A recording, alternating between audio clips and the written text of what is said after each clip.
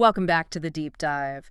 Today we are setting our focus on a narrative that really it serves as the pivot point for the entire trajectory of the nation of Israel. We're embarking on a very deep analysis of Genesis, specifically chapter 37. This is truly foundational material. We're moving from the established narratives of the patriarch Jacob and stepping straight into the prophetic life of his son Joseph. Right. And our goal for this conversation is to use the rigorous analytical framework provided by the UNFIJ in Jesus team in their study material. We want to extract not just the historical facts, but the deep theological gold. Because this chapter is so much more than just family drama. Oh, absolutely. It's a study in divine sovereignty, the dark mechanics of human betrayal, and the meticulously ordained path to fulfillment. I love that framing, the path from the pit to the palace. It's a story of a beloved son who faces, absolute rejection. We're examining how the very malice directed against him becomes the vehicle for God's greatest plan. Our mission is to understand what Genesis 37 reveals about how God manages opposition and positions his people.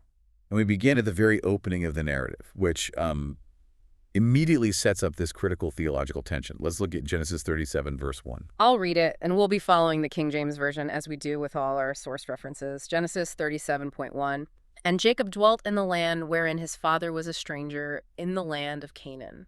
That single verse, it's so often overlooked, but it's really the gatekeeper to the entire Joseph cycle. Okay.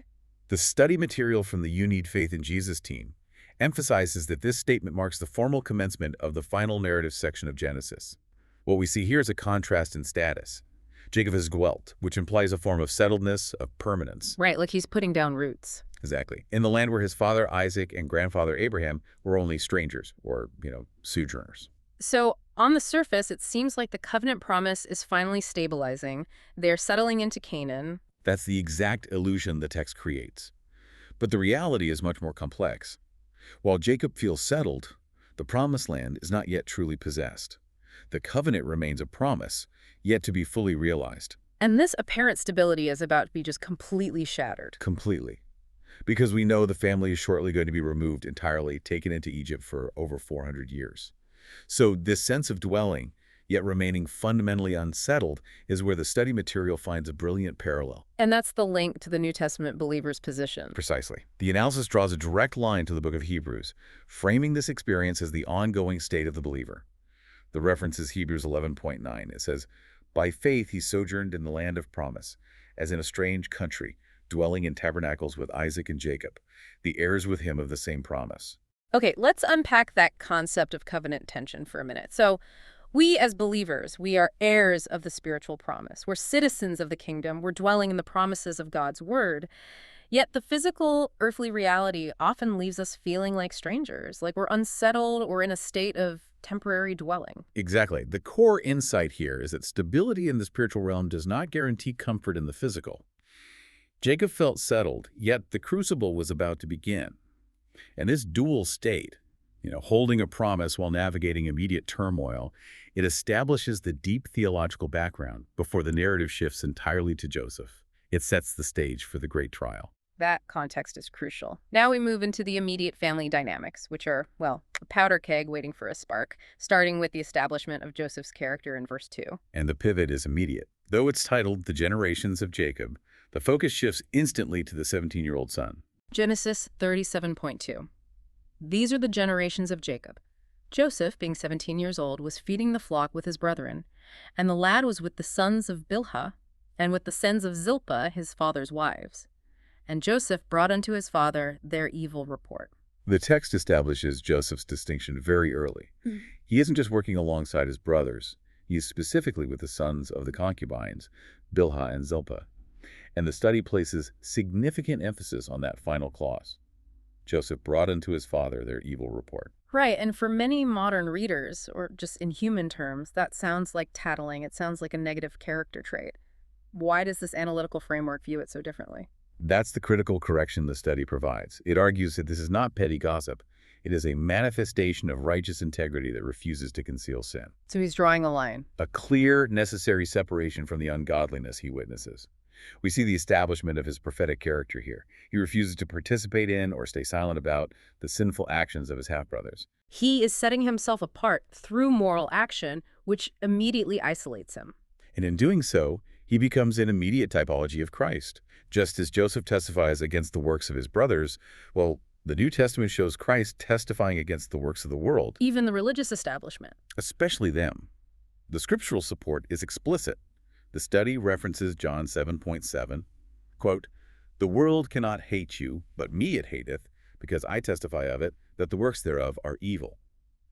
The duty of the righteous, according to this analysis, is to establish that separation, even when it draws the ire of those closest to you. That line in the sand sets up the conflict perfectly, and the resentment is then amplified exponentially by the most famous element of the story, the garment. Verse 3. Right, Genesis 37:3. Now Israel loved Joseph more than all his children, because he was the son of his old age, and he made him a coat of many colors. Jacob's love is stated clearly. Joseph was the son of his old age, born of his favored wife, Rachel.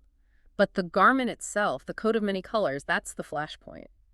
What is the deep symbolic meaning here beyond just being a beautiful gift? It's a profound symbolic act. It's about transferring favor and authority. The study from the UNFIJ team describes it as a garment of distinction and nobility. Historically, a long-sleeve garment like that would signify that the wearer was exempt from heavy labor. It conferred a privileged status. Maybe even the birthright itself. It's very possible. It certainly suggests that. The birthright traditionally belonged to Reuben, the firstborn. By giving Joseph this coat, Jacob is visibly signaling a position of supremacy. So it's not just favor, it's an active overturning of the natural order. It's an assignment of authority. Absolutely. And this unilateral action by Jacob, or Israel, as he is now called, is seen as a parallel to the Father's divine election and love for the Son. It echoes the divine approval we see repeatedly confirmed in the New Testament. Okay. The analysis links this specific declaration of love and authority directly to the Father's declaration over Jesus in Matthew 3:14. And the willful voice from heaven saying, "This is my beloved Son in whom I am well pleased." This visible sign of favor is exactly what incites the hatred of the carnal mind. The reaction to this favoritism is detailed instantly and brutally in verse 4. It is. Genesis 37:4. And when his brethren saw that their father loved him more than all his brethren, they hated him and could not speak peaceably unto him. The result of God's favor is often intense, personal scorn, even from within one's own circle. The hatred was so complete they couldn't even maintain basic social decency. The inability to speak peaceably is the defining sign of this deep spiritual animosity. This isn't just a sibling squabble, you know. The framework emphasizes that the reaction of the carnal mind to God's election is always hatred. Wow. It is a fundamental spiritual opposition that darkness holds against the light.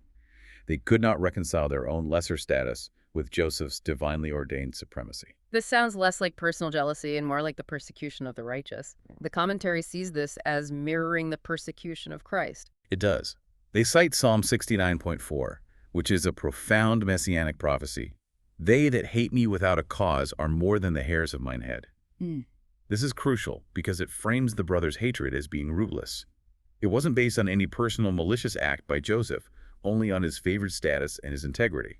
So the stage is set. Integrity is hated, distinction is hated, and favor is hated. Now God intervenes by revealing the future, which only intensifies the conflict. Exactly. The initial hatred was based on the past and present, the report and the code. This next wave of hatred is fueled by the future, by the power of prophecy in Joseph's dreams. Let's look at verses 5 and 6. This is God actively communicating his sovereign will. Yes. Genesis 37:5. And Joseph dreamed a dream, and he told it his brethren, and they hated him yet the more. And verse 6. And he said unto them, Hear, I pray you, this dream which I have dreamed. The hatred immediately compounds. Joseph knew they hated him, yet he still tells them the dream. Was that just boasting, or was he compelled? The study from the UNFIJ team firmly rejects the idea of mere boasting. It asserts that God actively communicates his sovereign will through dreams and visions.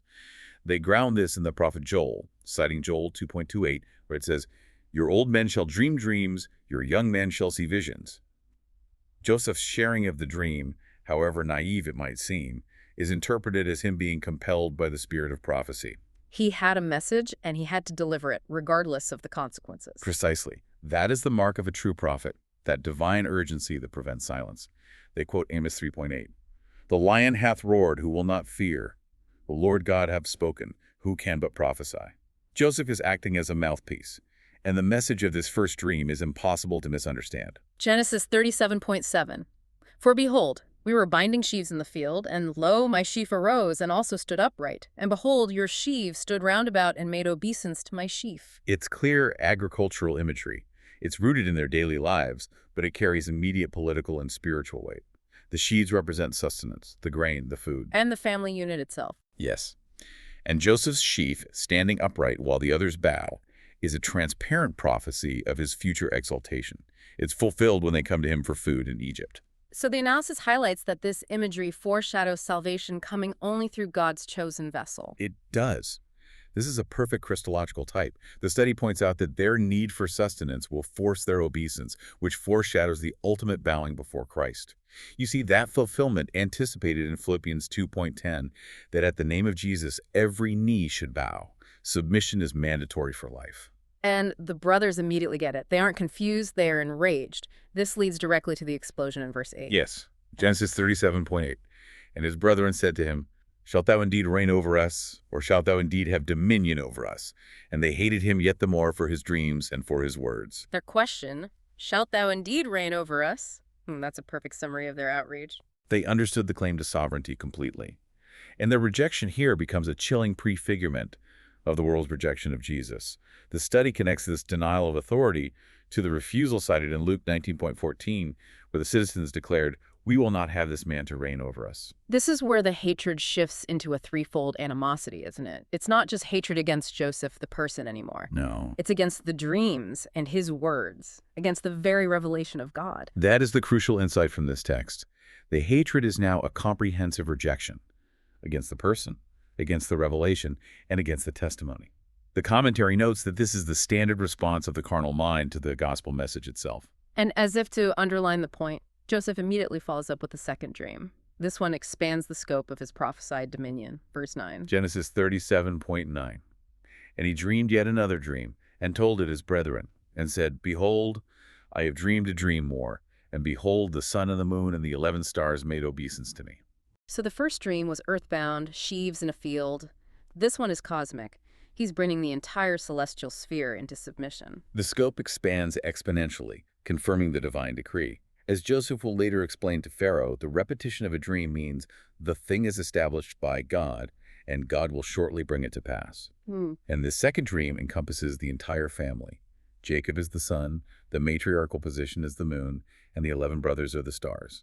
It signifies a divinely mandated hierarchical order. It transitions from earthly rule to a divinely ordered submission that even the patriarch Jacob struggles to accept. Indeed. Look at Jacob's reaction in verse 10, Genesis 37:10-2. And he told it to his father and to his brethren.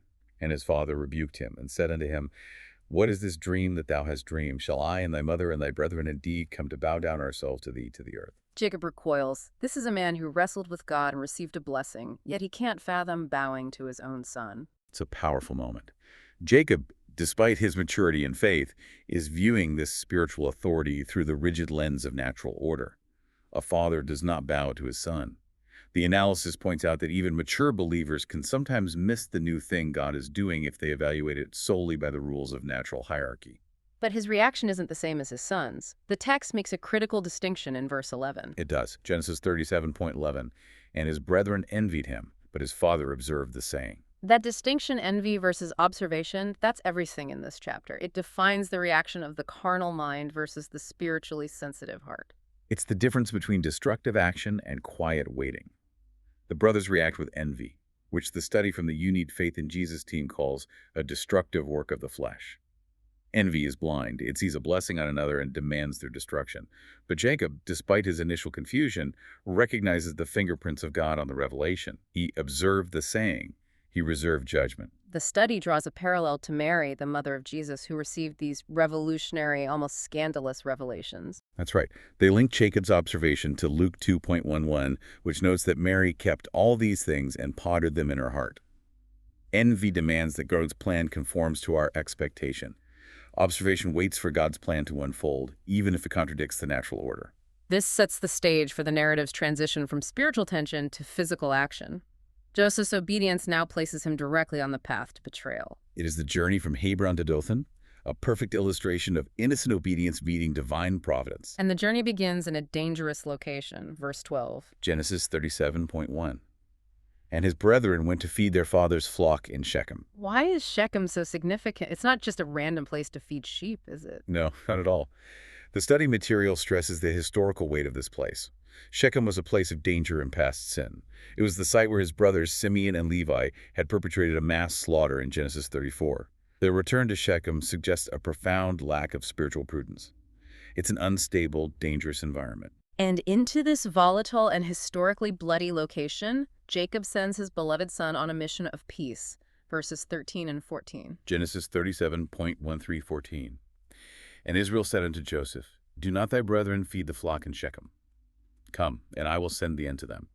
And he said to him, Go, I pray thee, see whether it be well with thy brethren. So he sent him out of the vale of Hebron, and he came to Shechem. This is pure Christological typology, isn't it? The father sends his beloved son on a mission of inspection and fellowship from a place of safety. It is. The vale of Hebron means fellowship. Joseph leaves the safety of fellowship with the father to pursue his wayward brothers, and Joseph's immediate obedient response, Here am I, is linked by the analysis to the willingness of the perfectly obedient servant. It connects directly to Isaiah 6.8, Here am I, send me.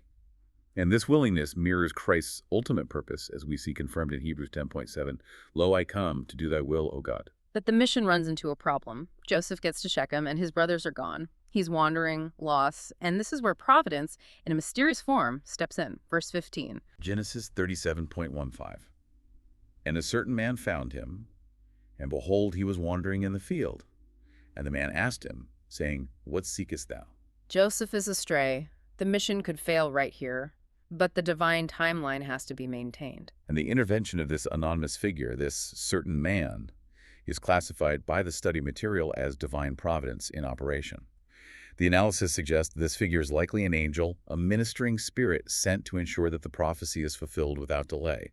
It just illustrates God's precise micromanagement of events. And Joseph's response to the man is striking in its singular focus. Verse 16. It is.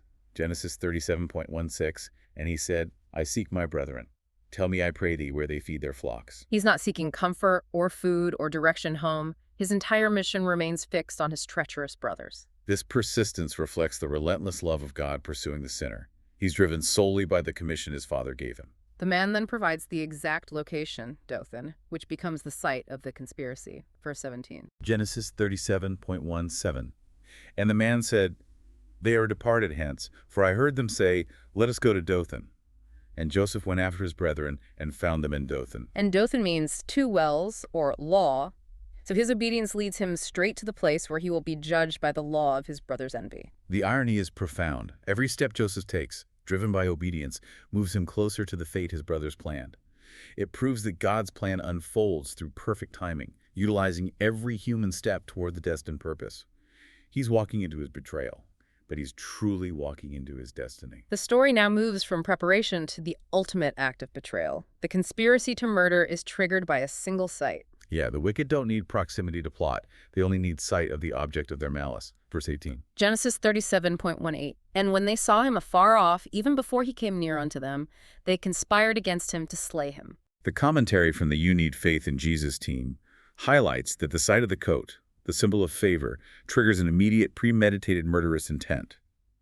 They plot his death before he can say a single word. It's a clear parallel to the plotting against Jesus, specifically cited in John 11.53. Then from that day forth they took counsel together for to put him to death. And their first action is to mock his spiritual identity. Verse 19. Genesis 37.19. And they said one to another, Behold, this dreamer cometh. They use his spiritual title, the Master of Dreams, as a term of derision. Yes, and the study emphasizes that this is the world's characteristic reaction, dismissing spiritual gifts and revelation as fantasy. But their murderous intent is rooted in a deep rebellion against God's decree. You see it in their vicious challenge in verse 20. Genesis 37.20. Come now, therefore, and let us slay him, and cast him into some pit, and we will say, Some evil beast hath devoured him, and we shall see what will become of his dreams. That declaration, we shall see what will become of his dreams, is not just murder. It is a direct declaration of war against divine sovereignty. They believe that by destroying the vessel, they can nullify God's prophetic word. But the profound irony, the one that defines this entire narrative, is that their evil action is the very mechanism God uses to ensure the dream is fulfilled. Exactly. Their attempt to thwart God's plan is essential to bringing it to fruition. We're reminded of the powerful statement in Job 42:2, I know that thou canst do everything, and that no thought can be withholden from thee. God uses their malice, their hatred, and their conspiracy as the essential delivery service for Joseph's destiny. Mercifully, a partial restraint is raised up. Reuben, the firstborn, intervenes in verse 21. Genesis 37:21, and Reuben heard it, and he delivered him out of their hands, and said, let us not kill him. Reuben acts out of a sense of responsibility, but as the analysis points out, this is a partial deliverance. He saves Joseph's life, but not his liberty. He recognizes the severity of blood guilt. The study material underscores that even amidst the darkest conspiracies, God raises up a restraining force. Reuben proposes the pit as a compromise, hoping to satisfy his brother's immediate rage. You see his plan in verse 22. Genesis 37:22. And Reuben said unto them, shed no blood, but cast him into this pit, that he might rid him out of their hands, to deliver him to his father again. Reuben's intent was noble ultimate restoration. Though he failed to execute this plan, God uses this compromise, the pit, as the essential holding place to preserve Joseph. Before he is cast into the pit, they perform the first act of symbolic violence, stripping his identity. Verse 23. Genesis 37:23, and it came to pass when Joseph was come unto his brethren, that they stripped Joseph out of his coat of many colors that was on him. They are tearing away the physical symbol of his authority, his distinction, and his father's favor. It's a moment of just utter humiliation. This is the rejection made visible. The commentary identifies this as a clear typology for Christ being stripped before the crucifixion. The parallel is drawn to Matthew 27:28. And they stripped him and put on him a scarlet robe. And immediately after stripping him, they cast him into the earth, into the pit. Verse 24. Genesis 37:24. And they took him and cast him into a pit, and the pit was empty, there was no water in it. That detail, no water in it, is often glossed over, but the analysis from the You Need Faith in Jesus team insists it is critical. Why is the absence of water so significant? It's exceptionally significant. If there had been water, he might have drowned, ending the prophecy. So God prepares a place of confinement that is not a place of immediate death. The pit, empty of water, represents the grave, the symbolic burial of the favored son. The study connects this to Zechariah 9:11, which speaks of salvation for those confined. I have sent forth thy prisoners out of the pit wherein is no water. The narrative takes a sharp turn here. Joseph is confined, buried alive, but the brothers immediately move on with chilling callousness. Then divine providence just manifests. The callousness in verse 25 is truly hard to read. Genesis 37:25. And they sat down to eat bread, and they lifted up their eyes and looked, and behold, a company of Ishmaelites came from Gilead with their camels bearing spicery and balm and myrrh, going to carry it down to Egypt. They sit down to share a meal, literally breaking bread, while their brother is crying out from a pit a few yards away. But the simultaneous arrival of the Ishmaelites is the pivot. This is not chance. This is an overt act of providence. And the cargo they are carrying, spicery, balm, and myrrh, is highly symbolic, isn't it? The analysis highlights that these are items strongly associated with burial preparation and healing. This foreshadows the gifts presented to the young Jesus and the spices used for Christ's burial. And they are heading directly to Egypt, the exact nation God has ordained for Joseph. Every single detail is micromanaged. The motivation for betrayal then shifts from pure hatred to pragmatic worldly profit, thanks to Judah, verse 26. Genesis 37:26. And Judah said unto his brethren, what profit is it if we slay our brother and conceal his blood? Judah, the ancestor of the Messiah, becomes the instrument used to save Joseph's life. Even if his motive is purely economic, he asks, what profit is it? It reveals a purely pragmatic, worldly mindset. Yet, God uses this very greed for the ultimate salvation of his people. The commentary emphasizes the significance of Christ's lineage coming through Judah, God's grace operating through human frailty. And in verse 27, they settled the deal, justifying their actions with this thin layer of hypocrisy. Genesis 37:27. Come, and let us sell him to the Ishmaelites, for he is our brother and our flesh. And his brethren were content. They choose the sin of selling him into slavery over the sin of killing him, believing they avoid the ultimate blood guilt. It is the essence of hypocrisy. The appeal to kinship, he is our brother, is used to soothe their consciences. The study is very clear that this decision to sell Joseph for money is the prototype for Judas Iscariot's betrayal of Jesus. They were content in their betrayal. The transaction itself is detailed in verse 28, specifying the price and the destination. Genesis 37:28. Then there passed by Midianites merchantmen, and they drew and lifted up Joseph out of the pit, and sold Joseph to the Ishmaelites for 20 pieces of silver, and they brought Joseph into Egypt. The text mentions both Midianites and Ishmaelites, so it's an immediate transfer into Gentile hands. What stands out to me most there is the phrase, lifted up Joseph out of the pit. This is a powerful, momentary type of resurrection. He is physically freed from the symbolic grave, only to be immediately delivered into the hands of the Gentiles. He is sold for 20 pieces of silver. The theological implication is massive. The righteous son is rejected by his brethren, sold for silver, and sent to become the savior of the Gentiles and ultimately his own family. While Joseph is being led away, Reuben returns to the scene unaware and finds the pit empty. We see his despair in verses 29 and 30. Genesis 37:29. And Reuben returned unto the pit, and behold, Joseph was not in the pit, and he rent his clothes. And verse 30. And he returned unto his brethren and said, the child is not, and I, whither shall I go? Reuben's distress is genuine. He rents his clothes. This also confirms he wasn't part of the actual sale. His despair stems from his failed duty as the firstborn. He had intended to rescue Joseph. His question, whither shall I go, is deeply revealing. The study material describes this as the aimlessness and guilt that follows when one fails to stand firmly for righteousness. To cover their guilt, the brothers staged this highly calculated and cold deception involving blood. Verses 31 and 32. Genesis 37:31. And they took Joseph's coat and killed a kid of the goats and dipped the coat in the blood. And Genesis 37:32. And they sent the coat of many colors and said, this have we found. Know now whether it be thy son's coat or no. The cruelty is in the staging, the substitute's blood used to fabricate the lie. And there's a strong principle of poetic justice here, isn't there? A profound principle of sowing and reaping. The study material from the You Need Faith in Jesus team highlights this, citing Galatians 6:7, whatsoever a man soweth, that shall he also reap. Jacob used goat skins to deceive his own father Isaac. Now his sons use the blood of a goat to deceive him. And the final twist of the knife is their cold presentation of the coat, forcing Jacob to draw the conclusion himself. They refuse ownership, asking Jacob to identify thy son's coat, not our brother's. Jacob's conclusion is instant and absolute in verse 33. Genesis 37:33, and he knew it, and said, it is my son's coat, an evil beast hath devoured him. Joseph is without doubt rent in pieces. That phrase, without doubt, signifies the complete success of the deception. The analysis draws a crucial lesson for us here.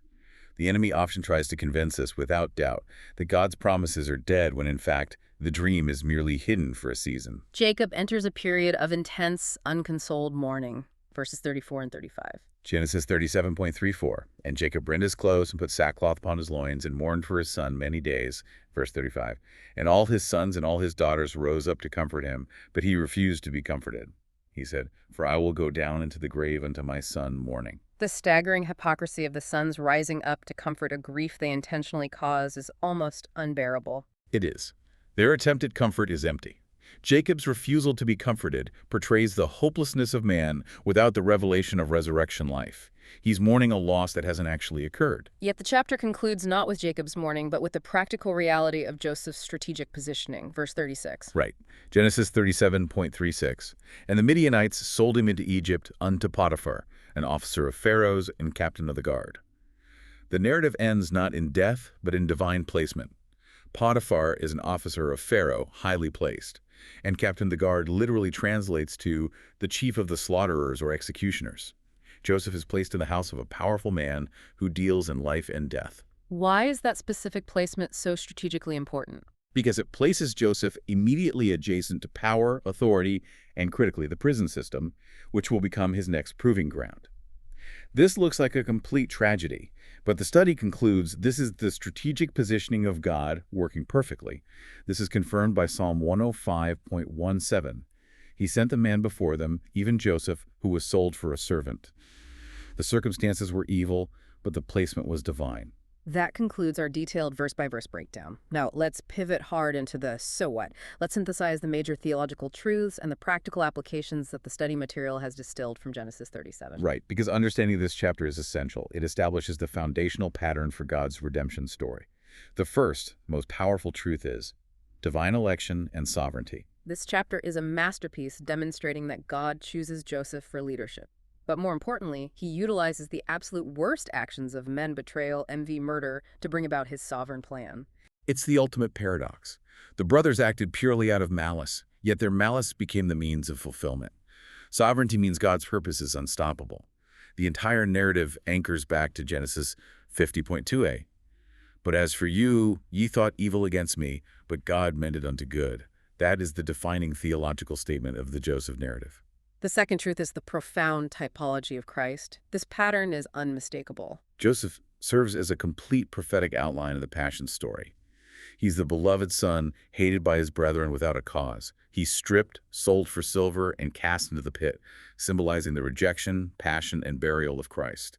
He's eventually resurrected from the pit and exalted to a position of power, becoming the only source of salvation for his family.